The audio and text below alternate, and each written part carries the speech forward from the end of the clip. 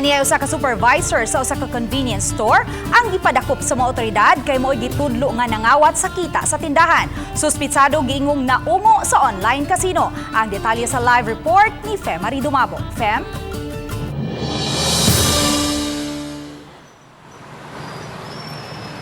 Yes, May, ang pagpangawat nahuli kang pagyud hinungdan nga daling nasakpan ang maong suspitsado.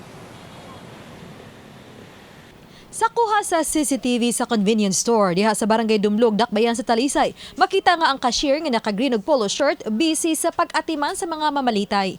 Sa dihang nimingaw na, makita nga adunay gikastorya sa cellphone ang cashier. Gingon nga ang supervisor niini nga si Erwin Baino ang nanawag kaniya kay pasakon ang kahera sa second floor sa tindahan aron mag-inventory. Sa pagsaka na sa cashier, ang lalaking nakaitumog jacket nga nakamotorsiklo atbang sa tindahan, daling nilabang og makita sa ubang CCTV monitoring nga nisud og nilaho sa giingong butanganan og kwarta. Naka-plastic nga butang ang gipunit niini og daling sibat sakay sa motor.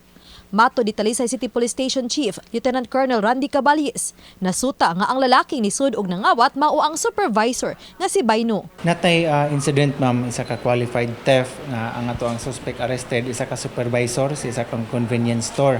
Nay CCTV nga nakuha nato sa ato investigator and very cooperative ang tag-iya sa company.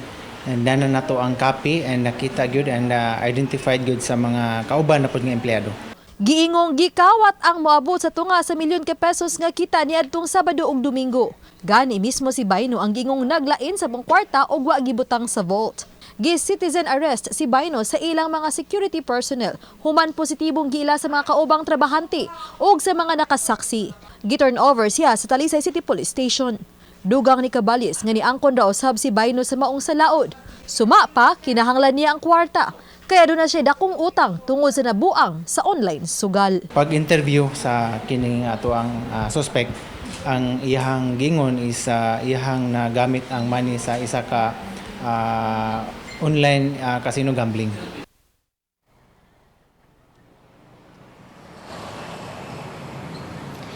May gahapon na pasakaan ra og kasong qualified theft ang maong dinakpang supervisor og nakapiyansa ra usab dayon hinungdan nga nakaangkon og iyang temporaryong kagawasan ang maong supervisor. Nakapiyansa kani og 100,000 pesos. Sabta pa himangno may sa kapulisan ngadto sa mga tag-iya og mga negosyante nga sa ilahang pagkuha og someone nga mo manage ilang negosyo ilhon kini pag-ayo aron di mabiktima sa kawat o bisan unsa pang krimen.